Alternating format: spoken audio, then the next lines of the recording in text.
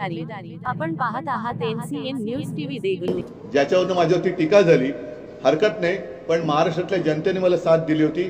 तसंच आज चॅनलच्या माध्यमातून मी तमाम नांदेडच्या जनतेला सांगत आहे की आपल्यावरती येणारे हे हुकुमशाहीचं संकट आणि तुमच्याशी झालेली गद्दारी याचा सूड उगवण्यासाठी महाविकास आघाडीचे वसंतराव चव्हाण यांना समोर त्याचा डिपॉझिट जप्त करून नांदेडमध्ये झालेला चिखल तुम्ही धुवून टाकाल ही मला खात्री आहे। सगळ्यांना धन्यवाद। सर्व पत्रकारांचा मी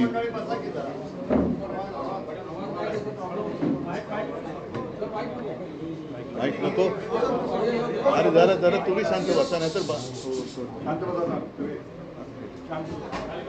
ठीक आहे, येतोय आवाज?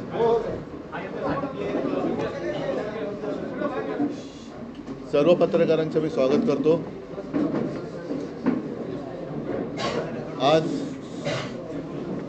ही पत्रकार परिषद मी महाविकास आघाडीचे आपले उमेदवार वसंतराव यांच्या समर्थनार्थ किंवा प्रचारासाठी घेतली आहे, कारण आज 5 वाजता प्रचार संपतोय या टप्प्याचा।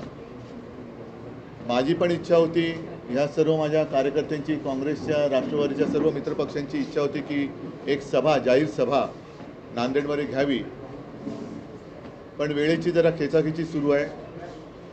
त्यातून मध्येच पाऊस येतो, काल आपण पाहिलं, आणि वसंतरावांना मी विनंती केली, कमल किशोरजी तुमचं सुद्धा स्वागत करतो, सगळ्यांचं स्वागत करतो मी, त्यांना की माझे सर्व शिवसैनिक तुमच्या विजयासाठी अथक प्रयत्न तर करणार आणि तुम्ही विजयी तर नक्की होणारच आहात,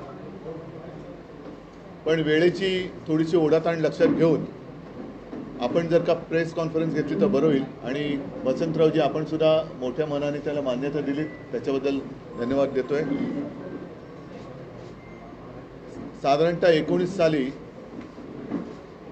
देशात किंवा राज्यात पहिल्या प्रथम महाविकास आघाडीचं सरकार हे स्थापन झालं।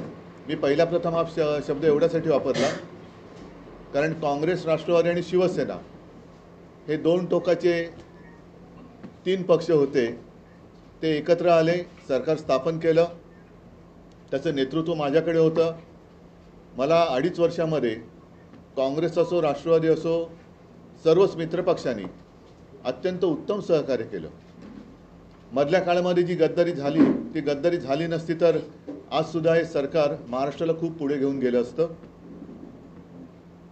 आता मात्र पहिल्या प्रथम आम्ही एकत्र येऊन निवडणुका लढतो आहोत, कारण हे सरकार असं होतं की निवडणुका आम्ही वेगळ्या लढलो होतो आणि सरकार स्थापन केलं होतं।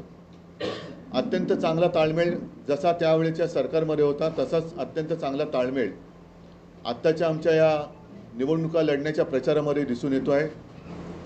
मी काल परभणीची सभा घेतली, परवा वर्धा आणि अमरावतीमध्ये सुद्धा दुपारची सभा होती, ती हॉलमध्ये घ्यावी लागली आणि बाहेर मंडप टाकण्यात आला। एकूणच काय की सगळीकडे सर्व मित्रपक्षांचे कार्यकर्ते हे जोमाने आणि एकदिलाने महाविकास आघाडीचे उमेदवार जिंकून आणण्यासाठी प्रयत्न करत आहेत, आणि मला खात्री आहे की जिथे जिथे काँग्रेसचे उमेदवार आहेत त्यांची निशाणी हात आहे, राष्ट्रवादीचे त्यांची निशाणी तुतारी आहे, आणि शिवसेनेची मशाल, तर जणू काही ह्या आपल्याच निशाण्या आहेत। अशा पद्धतीने सर्व मित्रपक्षांचे कार्यकर्ते हे अत्यंत प्रामाणिकपणे त्या मतदारसंघात काम करत आहेत, आणि एवढी एकजूट, एवढी एक जिन्सीपणा आल्यानंतर विजय हा निश्चित असतो। एकूण जर का तुम्ही पाहिलं तर देशामध्ये हुकुमशाहीच्या विरुद्ध एक लाट उसळलेली आहे, आणि सगळ्यांच्या मनामध्ये भीती आहे की हे घटना बदलतील, हे संविधान बदलतील, आणि गेल्या काही वर्षातली त्यांची वाटचाल ही तशीच दिसते। म्हणजे वसंतराव, मला या प्रचाराच्या दरम्यान काही शेतकरी भेटतात, कारण ग्रामीण भागामध्ये शेतकऱ्यांमध्ये मोठा असंतोष आहे, आणि शेतकऱ्यांना विचारण्याची गरज लागत नाही, शेतकरी आता स्वतःहून समोरून येऊन सांगतोय की यावेळेला आमचं मत महाविकास आघाडीला आहे। म्हटलं का तुम्ही एवढ्या निश्चयाने आता का उतरलेला आहात?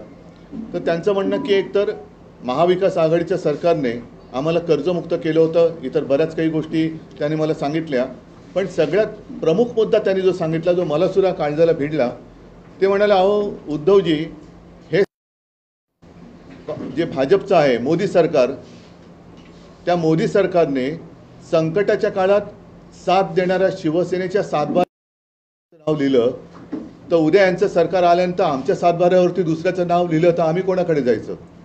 म्हणजे आता त्यांना ही भीती वाटायला लागले की ज्या मोदीजींनी इथूनच नांदेडमध्ये आले होते का आणखीन कुठे शिवसेनेला नकली सेना म्हटलं, मग ते बोलले तुमच्या नावावरचा सातबारा, त्या सातबाऱ्यावरती खाडाखोड करून निवडणूक आयोगाच्या माध्यमातून यांनी सातबाऱ्यावरचं नाव बदललं, उद्या आमचा सातबारा खोडला आणि त्याच्यावरती दुसरं उपऱ्यांचं नाव लिहिलं तर आम्ही काय करणार? म्हणजे हा आता सातबारा बदलण्याचा एक जो धोका आहे हा शेतकऱ्याच्या लक्षात आलेला आहे.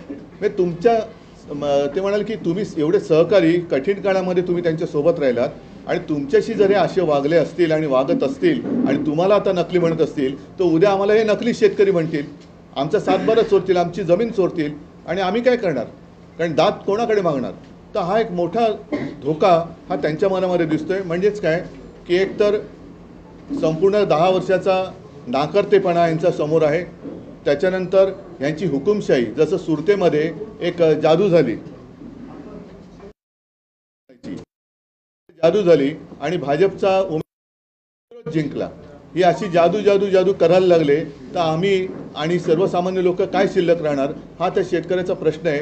त्याच्याकडे माझ्याकडे उत्तर आहे, ते म्हणजे महाराष्ट्रामध्ये महाविकास आघाडी आणि देशामध्ये इंडिया आघाडी. तर अशा पद्धतीने ही निवडणूक होते आहे. एक घटना बदलण्याची, संविधान बदलण्याची भीती ही सर्वसामान्यांच्या मनामध्ये खोलवर रुजले, कारण यांनी गेल्या संसदेच्या अधिवेशनात समोरचे विरोधी पक्षाचे जवळपास 150 खासदार हे निलंबित करून आपल्याला पाहिजे तसं मनमानी करून काही कायदे हे पारित करून घेतले. म्हणजेच काय की हम करे सो कायदा. तर आता याच्या विरुद्ध सगळी जनता एकवटलेली आहे. म्हणून वसंतरावजी, तुम्ही आणि संपूर्ण महाराष्ट्रातलेच, मला तर असं वाटतं की कदाचित 48च्या 48 खासदार निवडून येतील. तर आणखीन तुम्हाला काय विचारायचं सांगा. राज्य बँक गैरव्यवहार प्रकरणात अजित पवार आणि सुनित्रा पवार यांना क्लीन चिट दिलेली आहे, काय वॉशिंग मशीनची जाहिरात आहे ना ती. एकीकडे तुमची सुरक्षा व्यवस्था जी आहे ती कमी करण्यात आली, परंतु आता 5 पवार यांना मात्र Y+ दर्जाची. हो, मला कळलं, रॉकेट लॉन्चर, रणगाडे वगैरे वगैरे काय काय देतात त्यांना.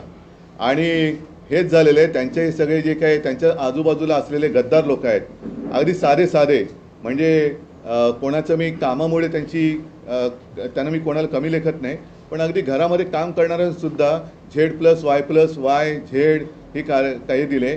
आणि बाकी सुरक्षा, सर्वसामान्यांची सुरक्षा ही वाऱ्यावर पडलेली आहे. महिला सुरक्षित नाही आहेत.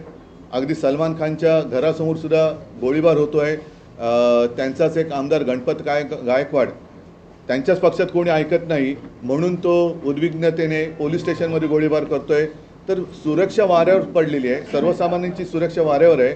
आणि यांच्यासोबतचे गद्दार आहेत त्यांना मात्र ते कडेकोट बंदोबस्तात ठेवत आहेत. आता त्या सुरक्षेचा खर्च कोण करतं आहे हा एक प्रश्न आहे.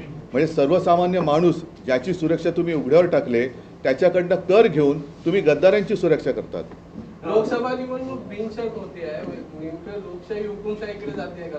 जसं आपण सुरतमध्ये जी परिस्थिती झाली, नक्कीच जाते. आणि सुरत हे काय केंद्र मला कळत नाही. गद्दार पण पहिले सुरत त्यांना सुरक्षित का वाटली?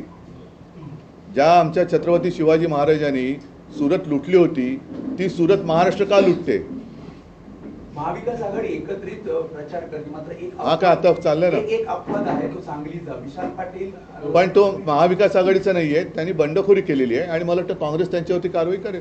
पण नांदेडमध्ये अशोक चव्हाण भाजपामध्ये गेले, त्यानंतर इथं महाविकास आघाडीवरती सूट घेतलं जातं. अशोक चव्हाणांचं भाजपात जाण्याबद्दल तुम्हाला काय वाटतं? त्यांचे ज्येष्ठ सहकारी इकडे बसलेत आणि ते गेल्यानंतर नवीन चेहरे पुढे येत आहेत, जे आतापर्यंत त्यांनी वाट ज्यांची आडून ठेवली होती. काही जण जसं आमच्यामध्ये काही सुभेदाऱ्या निर्माण झाल्या होत्या, त्या सुभेदाऱ्या आता या निमित्ताने मोडून पडल्या आणि उलटं अशोकराव तिकडे गेल्यामुळे काँग्रेसला आता नवं चैतन्य प्राप्त झाले. त्याच्याचमुळे वसंतरावांचा विजय हा निश्चित झालेला आहे.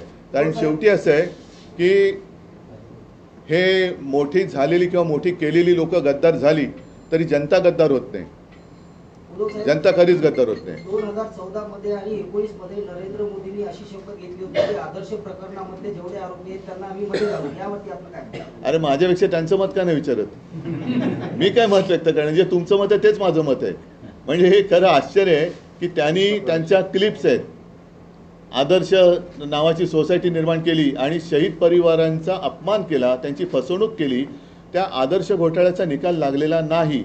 आता परत ज्या अर्थी त्या अर्थी असं जर का लावायचं झाला तर ज्या अर्थी अशोकरावांना त्यांनी भाजपात घेतल्या, अगदी थेट राज्यसभेत पाठवलं आणि त्यांचं बरंचसं कौतुक त्यांनी व्यासपीठावर केलं, तेव्हा तर त्यांनी कमाल केली की पुट्टपर्ती साईबाबांचा त्यांनी एक संदर्भ दिला, तिथे ओळख झालेली.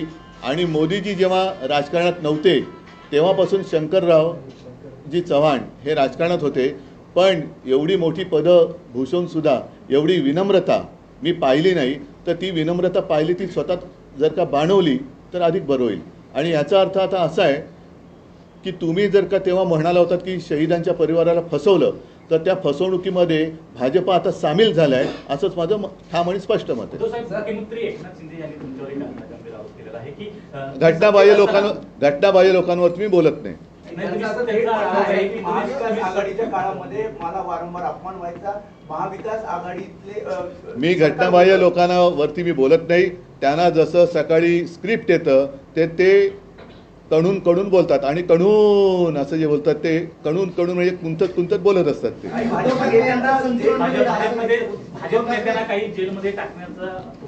त्याच्यावरती संजय राऊत यांनी काल अत्यंत उत्तम उत्तर दिलेलं आहे आणि ते उत्तर मला वाटतं तुम्ही काल माध्यमांनी दाखवलं असेल, नसेल तर कृपा करून दाखवा. उद्धव ठाकरे यांचे संतुलन बिघडले असे मुख्यमंत्री म्हणाले. उद्धव ठाकरे यांचे संतुलन बिघडले असे मुख्यमंत्री म्हणाले. मी घटनाबाह्य लोकांवरती बोलत नाही आणि लोक त्यांना काय म्हणतायत हे जनतेत गेल्यावरती त्यांना कळते. महाआघाडीच्या किती जागा येतील महाराष्ट्रात? 48. आम्ही सगळ्या जागा लढवतोय आणि सगळ्या जागा जिंकण्याच्या ईर्षेने आणि जिद्दीने लढवतोय. आणि एकूण जो असंतोष लोकांमध्ये पाहिला आणि लोकांच्या मनामध्ये जी भीती, मी पुन्हा सांगतो, शिवसेनेच्या सातबाऱ्यावरती त्यांनी गद्दारांचं नाव लिहिलं, तसंच शेतकऱ्याच्या सातबाऱ्यावरती दुसरं कोणाचंही ते नाव लिहू शकतील, ही भीती आता शेतकऱ्याच्या मनामध्ये भरलेली आहे. एक तर शेतकऱ्याला तुम्ही काही दिलेलं नाही आहात, त्याला हमीभाव देत नाही, त्याला पीक विमा देत नाही, हे सगळे प्रश्न आहेत. पण उद्या आपली जमीनसुद्धा हे लुटतील आणि सातबाऱ्यावरती भलत्याचं कोणाचं नाव लिहितील, ही भीती आता शेतकऱ्याच्या मनात आहे. ठीक आहे. मी परत एकदा ज्या कामासाठी मूळ आलो होतो ते म्हणजे वसंतरावांसाठी, आणि मी तमाम नांदेडकरांना हात जोडून विनंती करतोय की यावेळेला जरा मी आपली माफी मागतो, कारण प्रचाराच्या सभेला मी येऊ शकलो नाही. मात्र जसं तरुणाच्या काळामध्ये मी फेसबुकवर माझ्यावरती टीका झाली, हरकत नाही, पण महाराष्ट्रातल्या जनतेने मला साथ दिली होती, तसंच आज चॅनलच्या माध्यमातून मी तमाम नांदेडच्या जनतेला सांगत आहे की आपल्यावरती येणारे हे हुकुमशाहीचं संकट आणि तुमच्याशी झालेली गद्दारी याचा सूड उगवण्यासाठी महाविकास आघाडीचे वसंतराव चव्हाण यांना समोरच्याचा डिपॉझिट जप्त करून नांदेडमध्ये झालेला चिखल तुम्ही धुवून टाकाल ही मला खात्री आहे. सगळ्यांना धन्यवाद देतो. गडकरी यांच्या प्रचार सभेमध्ये शाळकरी मुलांचा समावेश. धन्यवाद. माझी आपल्या सर्वांना विनंती, 2 प्रवेश आहेत. प्रवेशासाठी मी शिवाजी बापू कांबळे माजी खासदार आहेत.